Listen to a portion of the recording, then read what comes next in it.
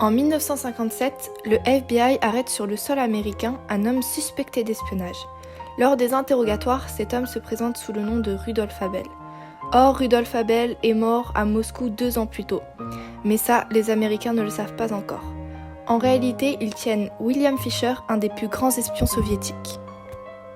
Les autorités américaines font grand cas depuis 2 jours de l'arrestation d'un citoyen soviétique qualifié de chef des réseaux d'espionnage russes aux États-Unis. Il s'appelle Rudolf Ivanovitch Abel et a, selon les déclarations du FBI, rang de colonel dans les services d'espionnage de son pays. En fait, l'arrestation de Rudolf Abel remonte au 21 juin. Il n'était accusé alors que d'entrée illégale sur le territoire américain et avait été interné dans un camp au Texas en attendant d'être déporté. C'est en fouillant sa chambre dans un hôtel de New York et le studio de photographe qu'il occupait à Brooklyn que les policiers américains auraient découvert tout un matériel d'espionnage.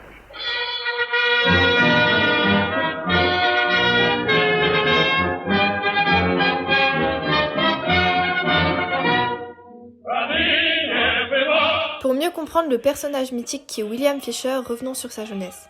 Son père a toujours été un fervent défenseur des idéaux communistes. Il a été d'ailleurs un des compagnons de Lénine du temps où les Romanov régnaient encore sur la Russie. Malheureusement pour lui, il avait été arrêté en 1889 et il a été condamné à 3 ans d'exil. Il décide donc de partir avec sa femme en Angleterre, où il deviendra secrétaire dans une cellule du Parti social-démocrate. Il organise aussi un trafic d'armes vers la Russie. C'est ainsi qu'à Londres, en 1903, naît le petit William Fisher, le futur espion. En 1919, alors âgé de 16 ans, William Fisher réussit l'examen d'entrée à l'université de Londres, mais il ne poursuit pas longtemps ses études. En 1920, toute la famille Fisher retourne en Russie bolchevique.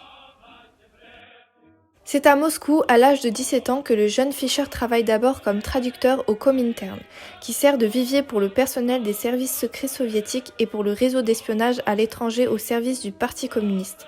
À cette période, la théorie dominante est celle de la révolution permanente de Léon Trotsky et de la propagation inexorable du brasier du communisme dans le monde entier jusqu'à la victoire finale universelle. Pour la première fois, Fisher est formé aux méthodes d'espionnage par les tchéquistes. En 1924, en URSS, William réussit l'examen d'entrée à l'université orientaliste, où il passe une année à la faculté des études hindoues. Malgré de bons résultats, il ne veut pas continuer les études supérieures. Après avoir abandonné pour la seconde fois les études civiles, William Fisher sert dans l'armée rouge de 1925 à 1926, officiellement comme opérateur radio au 1er régiment des télécommunications de la circonscription militaire de Moscou. C'est le temps où l'armée rouge commence la formation secrète de cadres militaires allemands sur le territoire de l'URSS en violation du traité de Versailles. Après son service militaire, William ne reprend pas ses études à l'université. Il travaille quelque temps à l'Institut de recherche de l'aviation militaire de l'armée rouge. C'est en 1927 que Fisher rentre au service secret bolchevique. Ses premières missions se déroulent à l'étranger de 1931 à 1934. En 1931, William Fisher se rend en Norvège pour sa première mission longue à l'étranger avec sa femme et sa fille. Il y travaille pour le compte des réseaux des illégaux sous le nom de code Frank. Sujet britannique depuis 1919, William Fisher renouvelle au Royaume-Uni son passeport britannique le plus simplement du monde. Ce document authentique à l'effigie du British Lion permet à l'espion soviétique de voyager sans encombre sous son propre nom anglais dans différents pays européens.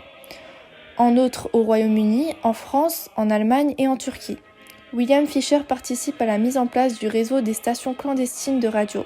Pour des besoins opérationnels, il se fait passer de temps en temps pour un artiste car il sait très bien dessiner et faire des photos. Fisher participera à plusieurs missions d'espionnage partout dans le monde durant sa carrière, comme en 1935 au Royaume-Uni où il est envoyé comme opérateur radio-chiffreur. Il rejoint un réseau clandestin et transmet de Londres à Moscou des informations secrètes. Ou en 1938 en Roumanie pour participer au recrutement des agents secrets parmi les Allemands, les Polonais et les minorités ethniques ukrainiennes. Pendant que nous avions notre liaison avec Istanbul, on me fait signe que la liaison prévue avec Moscou est arrivée, avec un petit peu de retard, mais vient de me dire notre correspondant qui m'écoute actuellement, les lignes entre Moscou et Paris sont surchargées, ce qui explique ce léger retard dont nous nous excusons. Allô Moscou, vous m'entendez ? Allô, oui. Allô Serge Berg ? Ici Serge Berg, correspondant de l'agence France Presse. Vous avez la parole. Moscou. Oui ? Une atmosphère de véritable suspense a régné aujourd'hui au Soviet suprême de l'URSS lorsque M. Khrouchtchev, nouvelle révélation sur l'avion américain qui a violé l'espace aérien soviétique le 1er mai dernier et fut abattu par une fusée soviétique. On s'attendait bien à Moscou à ce que le chef du gouvernement de l'URSS fournisse aujourd'hui de nouvelles précisions sur cette affaire. Mais ces dernières ont été telles et données avec un tel art de dire « Attendez, j'ai encore quelque chose de mieux » que si bien les 1500 députés du Soviet suprême que la cinquantaine de journalistes qui suivaient le discours de M. Khrouchtchev étaient littéralement suspendus aux paroles que prononçait ce dernier. Des millions de téléspectateurs et un nombre encore plus élevé de possesseurs de radio étaient également pendant ce temps-là devant leurs écrans et leurs postes. Qu'a dit M. Khrouchtchev, dont le discours d'une heure a été pour ainsi dire en majeure partie consacré à l'avion américain? Que cet avion faisait délibérément de l'espionnage au-dessus du territoire soviétique et que la thèse du département d'État américain, selon laquelle il s'agissait d'un avion météorologique qui avait perdu sa route, était plus que ridicule. Et le chef du gouvernement soviétique n'a pas manqué alors, comme l'aurait fait le meilleur des procureurs, à citer des faits de plus en plus probants et montrer des pièces à conviction pour confondre ceux qui sont responsables de cet acte.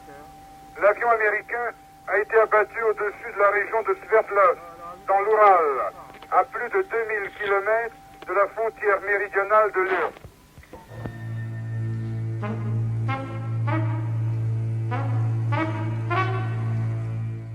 Nous sommes donc en pleine guerre froide.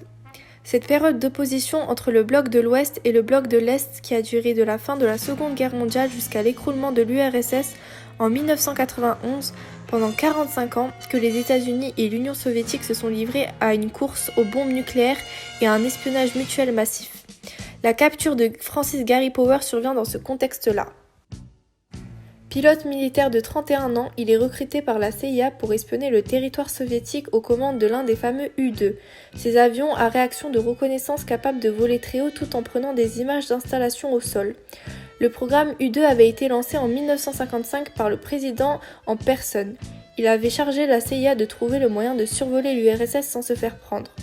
La CIA a alors commandé au constructeur Lockheed des appareils de surveillance capables de voler à 20 km d'altitude, échappant ainsi à la défense anti-aérienne russe. L'objectif premier des U-2 est de photographier les sites de missiles stratégiques intercontinentaux. Le 1er mai 1960, l'U-2 piloté par Francis Gary Powers qui a décollé d'une base secrète au Pakistan vole au-dessus d'une région russe pour photographier un site nucléaire quand il est pris en chasse par un MJ-19.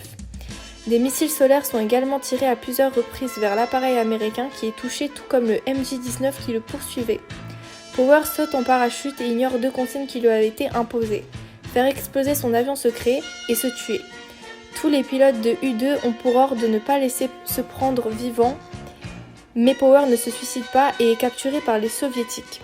Les Américains ignorent complètement que Powers est vivant et que son avion a été retrouvé en pièces détachées, et ils vont se ridiculiser en inventant de toutes pièces un bobard. La NASA publie un communiqué annonçant avoir perdu un appareil d'essai en Turquie. Le pilote étant tombé inconscient, l'avion en mode automatique serait arrivé accidentellement en URSS. Un avion U-2 sera même peint aux couleurs de la NASA et présenté à la presse. Détenu en URSS, Powers est rapidement condamné à 10 ans de prison. Il y va servir de moyen de pression. Le 10 février 1962, Powers est échangé contre un espion du KGB, le fameux William Fisher, condamné à 30 ans de prison en 1957. C'est dans cette affaire qu'apparaît l'avocat James Donovan. Il a défendu Fisher lors de son procès, lui évitant la peine capitale. Détesté par de nombreux Américains, Donovan deviendra bien vite leur héros en négociant à Berlin l'échange Powers-Fisher. L'avocat réussit même le tour de force d'inclure dans la négociation un second Américain, l'étudiant en économie Frédéric Prior, arrêté du mauvais côté du rideau de fer. L'échange Powers-Fisher s'est passé sur le pont de Glicknick, reliant Berlin à Potsdam. Ce pont faisait alors la jonction entre le secteur américain de Berlin-Ouest et le secteur soviétique. Il a été utilisé pour d'autres échanges d'espions durant la guerre froide.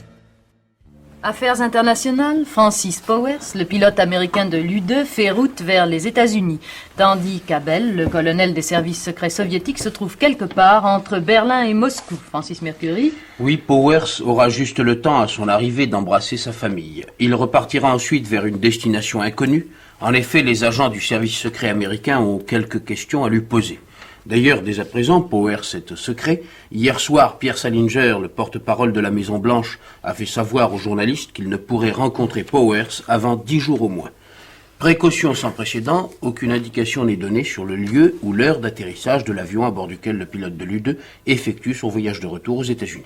Aux États-Unis, les réactions sont très diverses. Elles vont de la satisfaction à une réserve très marquée. Eh bien oui, le premier mouvement de satisfaction passé, l'opinion américaine se pose quelques questions. Ainsi, ce matin, le New York Herald Tribune se demande si Powers est un héros ou un homme qui a trahi son pays. Sachant que ni lui, ni aucun autre pilote des avions U-2 ne devait tomber entre les mains ennemies, pourquoi ne s'est-il pas fait sauter, lui et l'avion?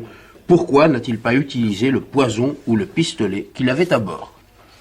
Le procureur, qui avait requis au procès du colonel Rudolf Abel, a même déclaré qu'à son avis, les soviétiques faisaient une excellente affaire en échangeant un simple pilote d'avion contre un expert de la valeur du colonel Abel. En effet, a dit le procureur, spécialiste des affaires d'espionnage, Abel est le meilleur espion que j'ai jamais rencontré. Oui, mais dans l'ensemble, on interprète quand même cet échange de prisonniers comme un petit signe, comme une volonté de détente.